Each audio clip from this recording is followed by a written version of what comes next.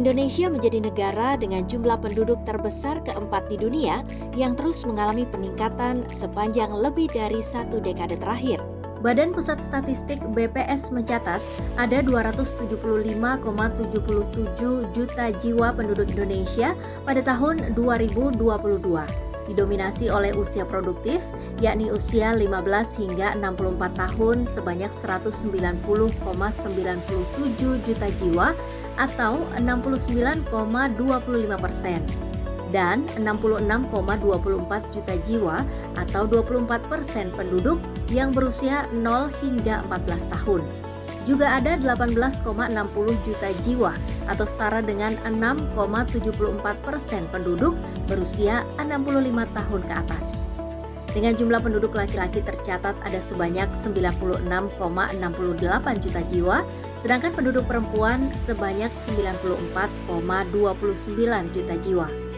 Sementara jumlah perempuan pekerja pada tahun 2022 mencapai 52,74 juta pekerja di Indonesia atau setara dengan 38,98% dari total pekerja yang ada di Indonesia. Perempuan berkontribusi pada berbagai sektor industri yang banyak menyumbangkan tenaga kerja dan keterampilan mereka untuk mendukung perekonomian negara. Hampir di semua sektor pekerjaan ada pekerja perempuan.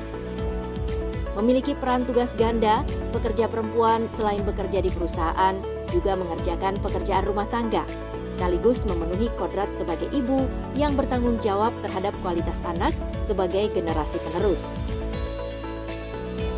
Demi menjaga produktivitas kerja yang maksimal bagi perempuan bekerja dan melindungi kesehatan gizi yang baik, Kementerian Kesehatan bekerja sama dengan Kementerian Dalam Negeri, Kementerian Ketenagakerjaan, Kementerian Pemberdayaan Perempuan dan Perlindungan Anak mengeluarkan kebijakan penerapan Gerakan Pekerja Perempuan Sehat Produktif atau GP2SP di setiap perusahaan yang diatur dalam undang-undang, peraturan pemerintah, peraturan menteri, surat kesepakatan bersama, dan PKS.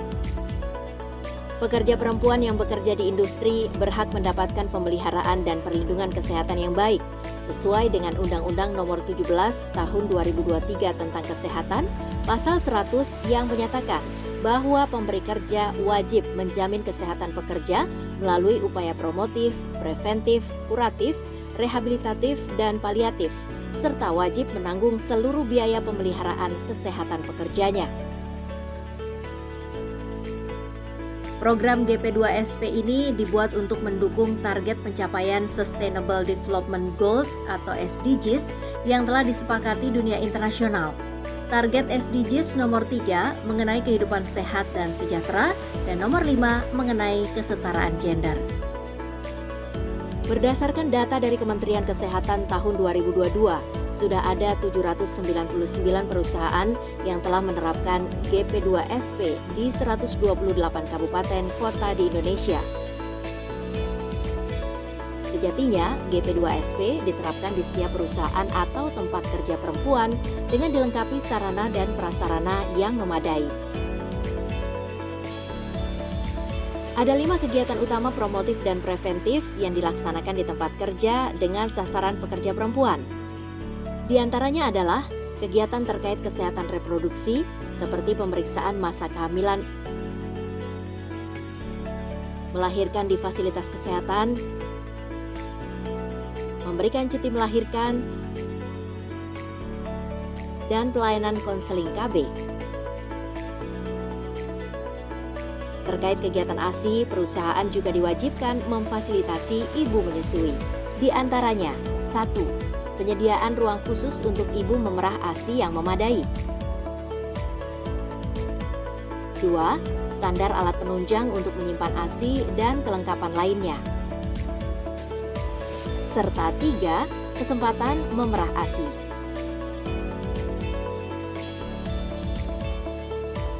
4.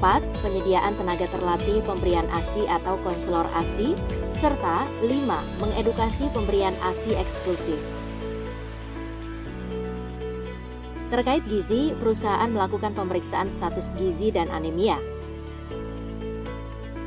serta memberikan tablet tambah darah dan makanan tambahan bagi ibu hamil, ibu menyusui, dan pekerja berisiko tinggi. Terkait kegiatan pencegahan dan pengendalian penyakit, perusahaan melakukan deteksi dini TBC dan HIV.